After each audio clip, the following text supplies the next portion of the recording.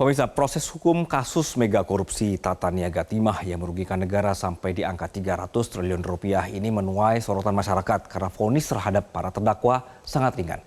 Vonis terhadap para terdakwa dinilai tidak sebanding dengan kerugian besar yang ditanggung negara akibat perbuatan para terdakwa.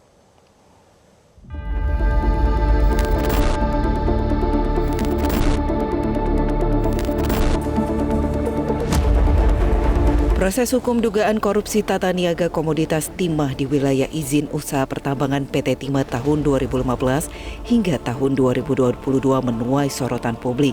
Pasalnya vonis yang diberikan majelis hakim terhadap para terdakwa skandal mega korupsi yang merugikan keuangan negara hingga 300 triliun rupiah ini sangat ringan. Pada sidang putusan atas terdakwa Harvey Muiz yang digelar di Pengadilan Tipikor Jakarta Senin 23 Desember 2024, Majelis Hakim memvonis Harvey hanya 6,5 tahun penjara dan denda 1 miliar rupiah serta membayar uang pengganti sebesar 210 miliar rupiah. Vonis untuk Harvey ini jauh lebih rendah dari tuntutan jaksa yakni 12 tahun penjara dan denda 1 miliar rupiah, subsidi 1 tahun kurungan dan membayar uang pengganti sebesar 210 miliar rupiah. Ketua Majelis Hakim Eko Arianto beralasan vonis ringan diberikan kepada Harvey Muiz karena berlaku sopan dalam persidangan dan masih memiliki tanggungan keluarga. Itu menyatakan terdakwa Harvey Muiz terbukti secara sah dan meyakinkan bersalah melakukan tindak pidana korupsi yang dilakukan secara bersama-sama dan melakukan tindak pidana pencucian uang yang dilakukan secara bersama-sama sebagaimana dalam dakwaan ke-1 primer dan dakwaan kedua primer.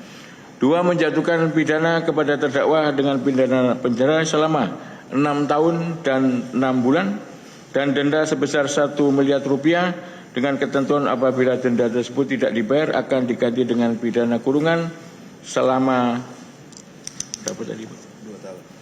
Bukan ini. Ya, 6 ya. Selama 6 bulan. Vonis ringan juga diterima Helena Lim yang divonis 5 tahun penjara pada sidang vonis terkait kasus korupsi Tata Niaga Timah pada Senin 30 Desember 2024. Dalam amar putusannya, Ketua Majelis Hakim Rianto Adam Pontoh menyatakan Helena Lim divonis 5 tahun penjara dan membayar denda sebesar 750 juta dan membayar uang pengganti senilai 900 juta rupiah.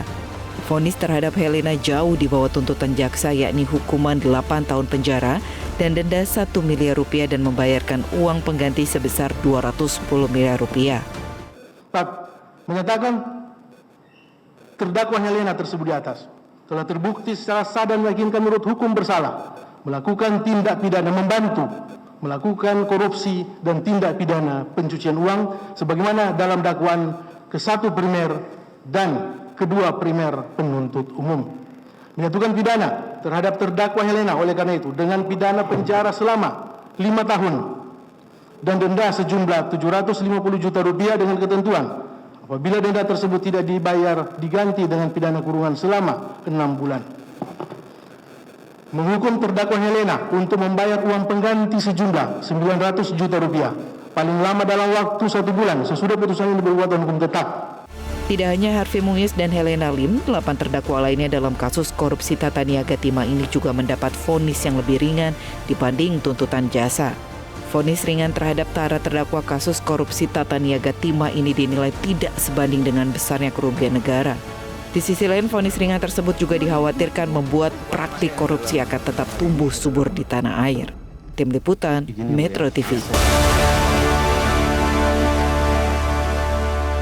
Jelajahi cara baru mendapatkan informasi. Download Metro TV Extend sekarang.